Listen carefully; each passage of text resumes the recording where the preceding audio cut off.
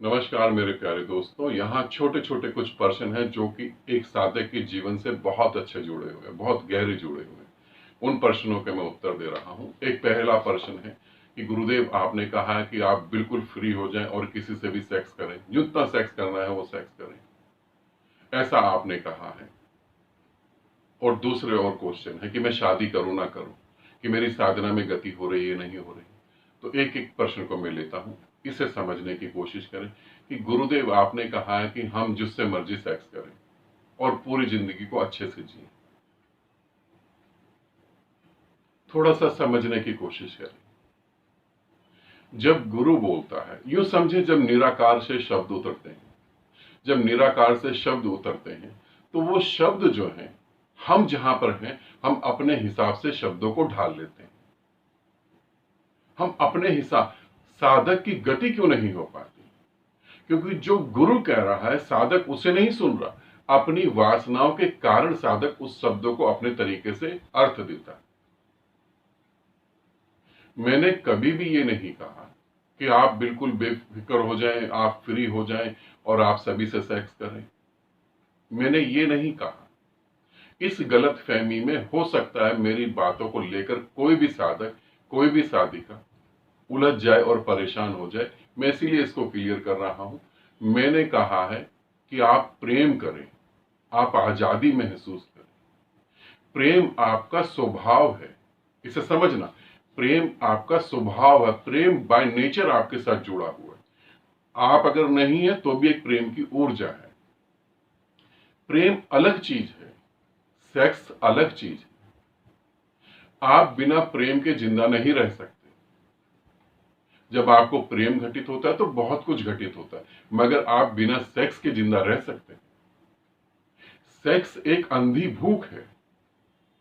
आप इसे भोगेंगे और भोगेंगे और भोगेंगे और भोगेंगे, भोगते ही चले जाएंगे।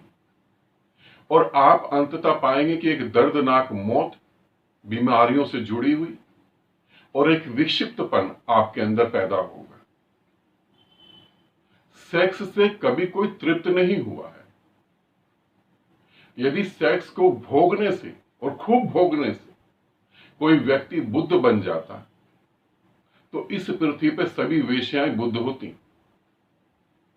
इसे समझना, सभी वेश्याएं बुद्ध होती फिर, मगर वो बुद्ध नहीं है। मैं तुम्हें सेक्स की तरफ नहीं ले जा रहा हूं, मैं तुम्हें प्रेम की तरफ ले जा रहा हूं। प्रेम तुम्हारा स्वभाव है। प्रेम को भी थोड़ा समझ लो। जब तुम गहन से गहन, गहरे से गहरे प्रेम में उतरते हो तो वहां मौन घटित होता है। और गहरे प्रेम में उतरते हो, और गहरे प्रेम में, तो वहां हो सकता है काम की भावना जागृत हो जाए। तुम जागृत नहीं कर रहे हो, वो स्वयं हो रही है। अगर वो स्वयं हो रही है तो वो गहरे से गहरे प्रेम में काम वासना जो है वो एक पवित्र प्रार्थना है। वो पवित्र प्रार्थना है, इसे समझना। वहां कुछ दिक्कत नहीं है, मगर वो गहरे से गहरे प्रेम में उतरी है और तुम सभी से प्रेम कर नहीं सकते। इसे भी समझना, तुम सभी से प्रेम नहीं कर सकते। एक स्त्री के आगे 1,00,000 लोग खड़े हो, वो 1,00,000 लोगों को प्रेम कभी नहीं कर सकती, हो ही नहीं सकता। उन 1,00,000 लोगों में शायद कोई पसंद आए, उससे ही उसका प्रेम होगा। मगर एक स्त्री चाहे तो 1,00,000 लोगों से सेक्स कर सकती है, उसमें कहीं कठिनाई नहीं है। एक पुरुष 1,00,000 स्त्रियों से सेक्स कर सकता है, मगर 1,00,000 स्त्रियों से प्रेम नहीं कर सकता। मेरी बात को अच्छे से समझना। यदि तुम सोचते हो कि हम सभी से सेक्स कर लें तो तुम समझो कि पृथ्वी को नर्क बनाने का काम कर रहे हो। तुम जानवर से भी नीचे गिर गए। मेरी बातों का, मेरे शब्दों का ऐसा अर्थ नहीं निकालो, ऐसा नहीं है। और जो तुम सेक्स कह रहे हो उसको समझने की कोशिश करो। अगर तुम शारीरिक संबंध बनाते हो, तुम सोचते हो कि करते करते तृप्त हो जाओगे। करते करते कभी तृप्त नहीं होगे। तुम पूरी जिंदगी करो तो भी तृप्त नहीं हो। ऐसी ओशो रजनीश ने बोला। जब उन्होंने इस पे बात करी, उन्होंने बोला, तब लोगों ने कहा सेक्स गुरु। मगर रजनीश ने भी ये नहीं कहा कि तुम फ्री हो और तुम जो मर्जी कर लो, ऐसा उन्होंने कभी नहीं कहा। यही कुछ साधक मेरे साथ जोड़ के अगर ऐसा सोच रहे हैं, जैसे इन्होंने बोला मेरे को कि आपने कहा कि आप बिल्कुल फ्री हो, किसी के साथ भी सेक्स करो, नहीं, ऐसा नहीं, ये तो नर्क में चले जाओगे। किसी साधक की, इसे समझना, मेरे एक एक शब्द को समझना, किसी साधक की काम वासना विक्षिप्त हो गई, वो विक्षिप्त हो गया काम वासना को लेकर, वो हर एक को लेकर काम वासना के बारे में सोच रहा है। उसके सामने कोई स्त्री आ गई, सुंदर स्त्री आ गई, उसके मन में काम वासना पैदा हो गई। उसके सामने घर में माई आ गई काम करने वाली, उसको देख के काम वासना पैदा हो गई। उसके सामने कोई भिखारन बैठी है, उसको देख के काम वासना पैदा हो गई। कोई कूड़ा बिन रही है स्त्री, कोई सड़क पे झाड़ू लगा रही है, उसको देख के काम वासना पैदा हो गई। कोई बूढ़ी स्त्री है, उसको भी देख के काम वासना पैदा हो गई। और यहां तक स्त्रियों की फोटो देख के उसकी काम वासना जागृत हो गई। तो ये साधक काम वासना को लेकर विक्षिप्त हो गया। यही साधिका के साथ भी है। यदि ऐसा है कि हर एक को देखकर काम वासना जागृत हो रही है, तो वो साधिका काम वासना को लेकर विक्षिप्त हो गई। और विक्षिप्त हालत में उसको ठीक करने के उपाय हैं, उसे ठीक करने के उपाय हैं। मगर ये नहीं कि तुम फ्री हो, जिससे मर्जी सेक्स करो, ये मैंने कभी नहीं कहा। मैं इसके पक्ष में ही नहीं हूं, मैं ऐसा नहीं कह रहा हूं। मैं कह रहा हूं प्रेम तुम्हारा स्वभाव है, और जब तुम प्रेम में उतरते हो तो तुम्हारी साधना में गति होती है। मगर प्रेम अलग चीज है, सेक्स अलग चीज है। बिना प्रेम के भी सेक्स करा जा सकता है, उसके लिए प्रेम की जरूरत नहीं है। जो लोग वेश्या के पास जाते हैं, पैसा देते हैं, उन्हें प्रेम नहीं होता है। एक एक चीज को समझने की कोशिश करो। तुम अपना जीवन नर्क बना सकते हो, और या तुम दूसरे का जीवन भी नर्क बना सकते हो। तुम कह सकते हो कि देखो, हम तो एक ही गुरु से जुड़े हैं और गुरुदेव ने तो कहा है कि तुम ऐसा करो। नहीं, बिल्कुल नहीं। गहरे से गहरे प्रेम में काम वासना स्वयं से विदा भी हो जाती है।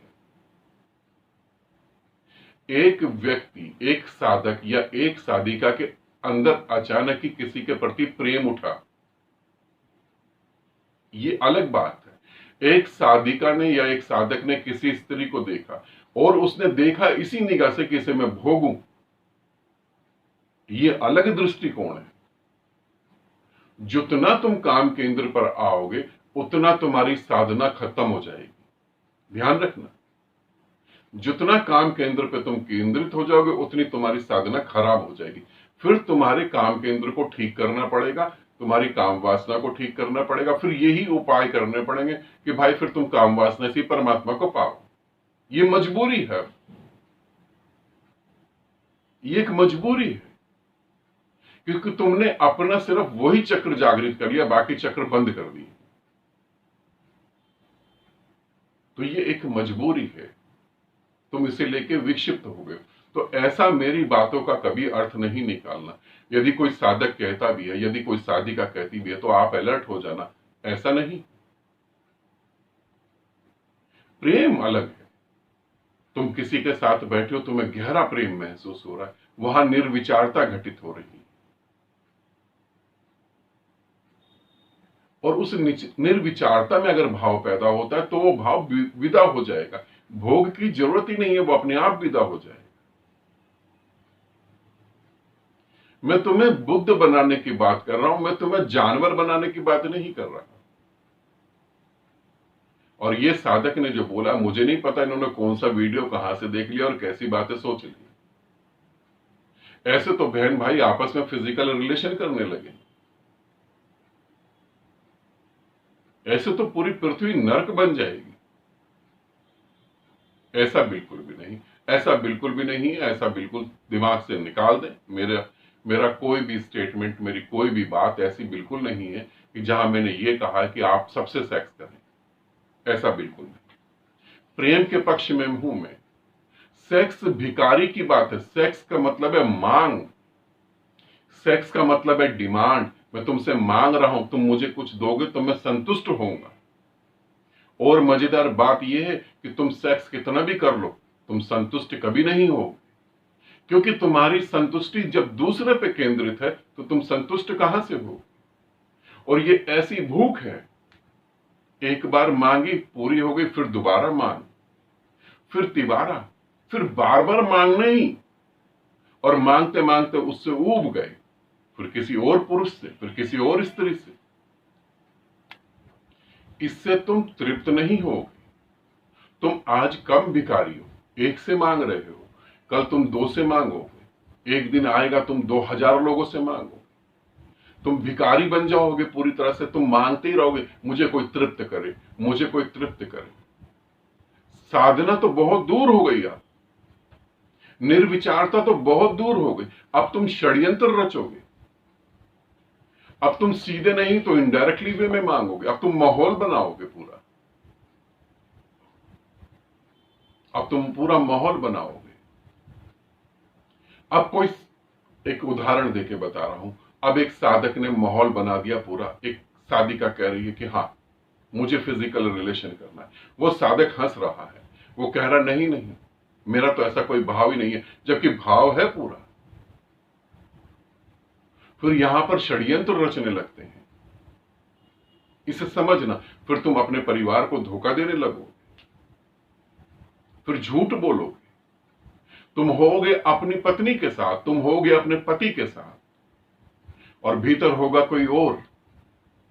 तुम ध्यान रखो, सेक्स एक ऐसी भावना है, फिजिकल रिलेशन में जब तुम उतरते हो तो वहां भी परमात्मा घटता है, मगर तुम तो इतने विक्षिप्त हो गए कि तुम वहां निर्विचार कहां हो रहे हो, भोग रहे हो किसी और को, देख रहे हो किसी और को। तुम पागल हो क्या? और ऐसे करने में तुम उम्मीद कर सकते हो कि तुम्हें मोक्ष घटित होगा? कभी नहीं घटित होगा, तुम और विक्षिप्त हो।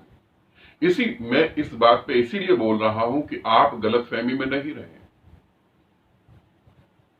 प्रेम स्वभाव है, और जब तुम प्रेम में उतरोगे तो निर्विचारता घटेगी। निर्विचारता ना घट रही हो, मांग घट रही हो, तुम अलर्ट हो जाना, तुरंत अलर्ट हो जाना कि मैं वासना में गिर रहा हूं, प्रेम में नहीं गिर रहा हूं।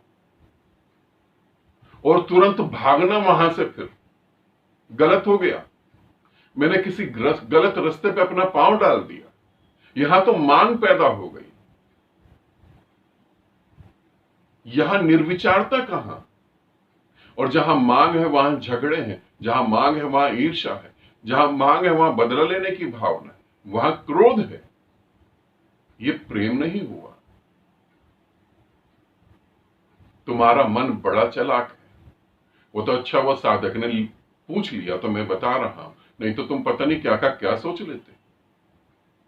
तुमने बड़ा अच्छा करा। और इस प्रश्न से बाकी साधकों को भी भटकने में रोका जा सकता है। अब उन्हें समझ आ जानी चाहिए कि जिसे हम प्रेम कह रहे हैं, अगर उसमें मांग है तो वो प्रेम नहीं है। मांग को भी समझना। एक प्रेम है जिसमें मैं ये कह रहा हूं कि तुम मेरे को मिलो, तुम मेरे साथ टाइम बिताओ, तुम मेरे लिए ये करो, तुम मेरे लिए वो करो। और एक प्रेम है जहां व्यक्ति कह रहा है कि जो तेरे को अच्छा लगे वो तू कर, मैं तो समर्पित हूं, मैं तो अपने जीवन को तेरे चरणों में छोड़ रहा हूं, मैं अपने जीवन को तेरे ऊपर छोड़ रहा हूं।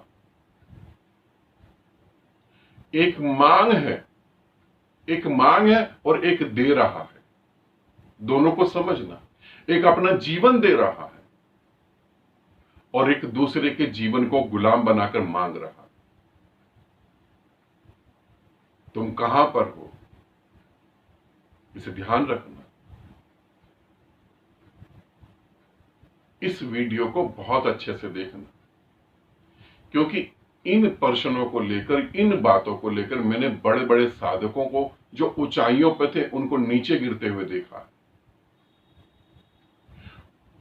इतनी ऊंचाई पे जहां उन्हें मोक्ष घटने वाला है, और जब वो नीचे गिरते हैं और गुरु उन्हें समझाता तब वो कहते नहीं, ऐसा तो नहीं है, आप शायद गलत देख रहे हो।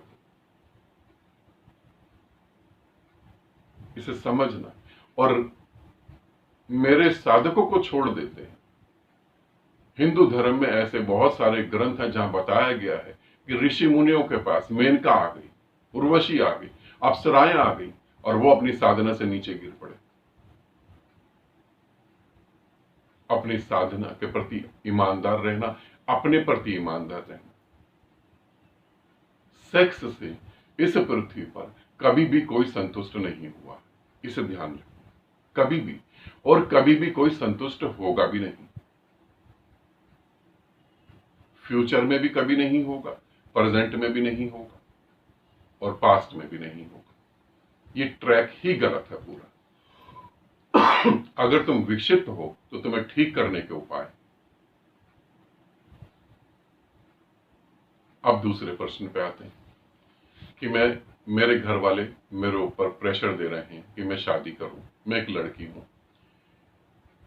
ध्यान भी करती हूं, क्या मैं शादी करूं या ना करूं, गुरुदेव इस बारे में बताएं। ये तुम्हारा निजी प्रश्न है, ये तुम्हारे जीवन का निजी डिसीजन है, इसमें गुरु नहीं बता सकते तुम्हें शादी करनी है या नहीं करनी। तुम इनको समझो। यदि तुम एकांत में अपना खुश हो, तुम अकेले में मस्त जीवन जी रहे हो, तो तुम शादी कर सकते हो। मगर तुम दुखी हो, परेशान हो, और फिर तुम शादी करोगे तो तुम और दुखी और परेशान हो जाओगे। शादी हकीकत में है क्या? शादी का अर्थ होता है, ऐसे समझो, एक आदमी अंधा है पूरी तरह से, और वो बार बार कहीं जाता है, गिर जाता है खड्डे में, कहीं दीवार से सर फूट जाता है, कहीं कीचड़ में फिसल जाता है, अंधा है, कुछ दिख नहीं रहा। अब उसको चलने के लिए, प्रकाश की तरफ जाने के लिए किसी का साथ चाहिए। अब वो किसी के कंधे पे हाथ रखता है, जैसे किसी के कंधे पे हाथ रखता है या किसी का हाथ पकड़ता है, उसके मन में बड़ी खुशी होती है, क्योंकि इतना ठोकरें खाई है, शरीर लहूलुहान हो चुका है, अब और गिरने की हिम्मत ही नहीं है। और अचानक किसी का हाथ हाथ में आता है, अब उम्मीद जागती है, अब प्रकाश की तरफ चलेंगे, अब सब कुछ ठीक हो जाएगा, अब ठोकरें नहीं खाएंगे।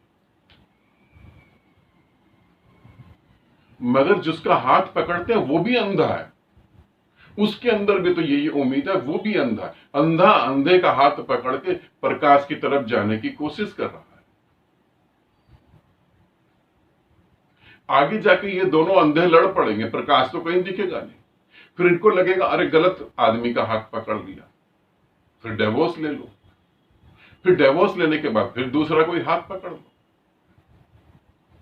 प्रकाश की तरफ जा ही कैसे पाओगे? जो अपने में आनंदित नहीं है वो किसी का भी हाथ पकड़ ले, वो अंधे का ही हाथ पकड़ेगा। तुम्हारी अपनी इच्छाएं हैं, जब तुम शादी करोगे तुम्हारी अपनी इच्छाएं कि मेरी ये इच्छाएं पूरी होनी चाहिए। उधर जो व्यक्ति तुमसे शादी करेगा उसकी अपनी इच्छाएं हैं। एक स्त्री जब शादी करती है तो उसकी क्या इच्छाएं होती हैं? उसकी इच्छाएं होती है मेरा पति जो है खूब पैसा वाला हो, खूब पैसा कमाए, मेरा पति जो है वो 24 घंटे मुझे प्यार करे, मेरा पति जो है वो बॉडी बिल्डर हो, मेरा पति जो है वो बुद्धिमान हो, मेरा पति जो है वो ये हो, वो हो। जो पति खूब पैसा कमा रहा है उसका दिमाग 24 घंटे पैसे में लगा रहेगा, वो आपको 24 घंटे प्यार कहां से करेगा? मगर एक स्त्री अपने पति में सारे गुण देखना चाहती, वो चाहती है पूर्ण पति मिले मुझे। यदि वो पूर्ण होगा तो पति बनेगा ही क्यों? एक पति सोचता है कि मेरी स्त्री मुझे हर तरीके से तृप्त कर दे। यदि एक स्त्री तृप्त होती तो वो तुमसे शादी करती ही क्यों?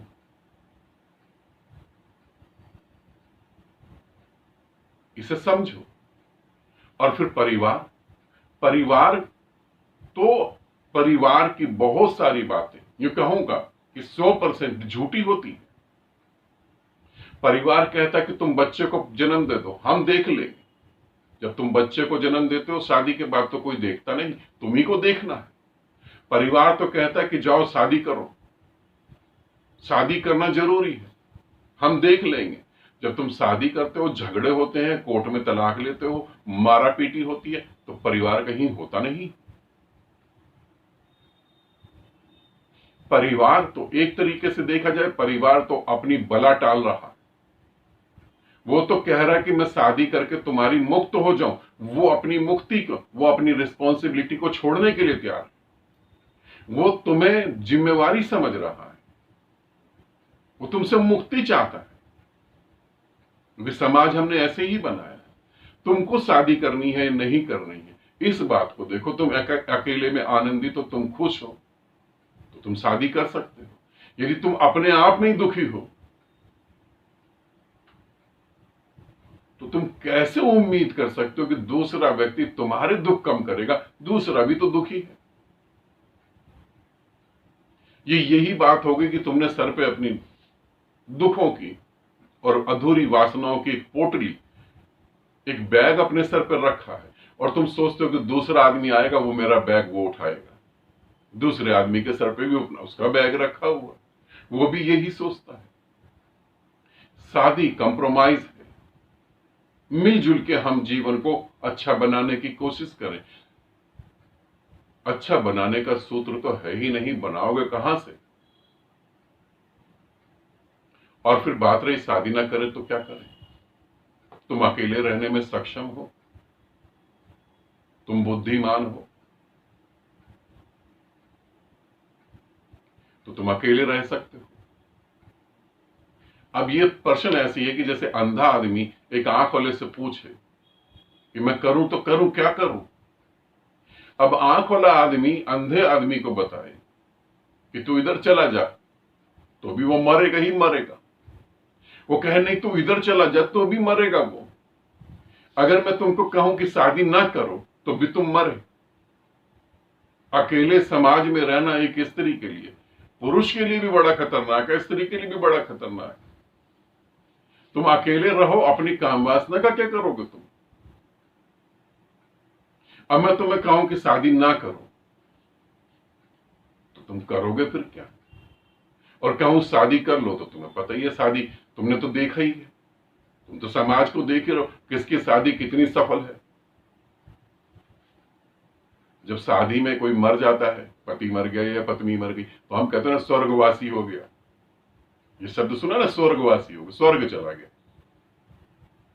समझ लो इस बात को, इसे समझो। तो मैं तुम्हें यही कहूंगा, आंख खोलो। मुझसे ये नहीं पूछो कि मैं शादी करूं या ना करूं, मैं कहूंगा आंख खोलो, आंख खोल के देखो। जब तुम्हारी आंख खुलेगी, तब तुम्हें पता लगेगा, किसी के भी कंधे पे तुम हाथ रख दो, अंधे ही हैं। अंधों से तुम उम्मीद कैसे कर सकते हो?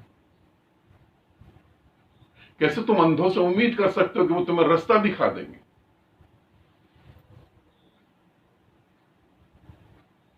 शादी करना ना करना तुम्हारा डिसीजन, मैं निर्णय नहीं दे रहा, मैं तुम्हें उसके बारे में बता रहा हूं।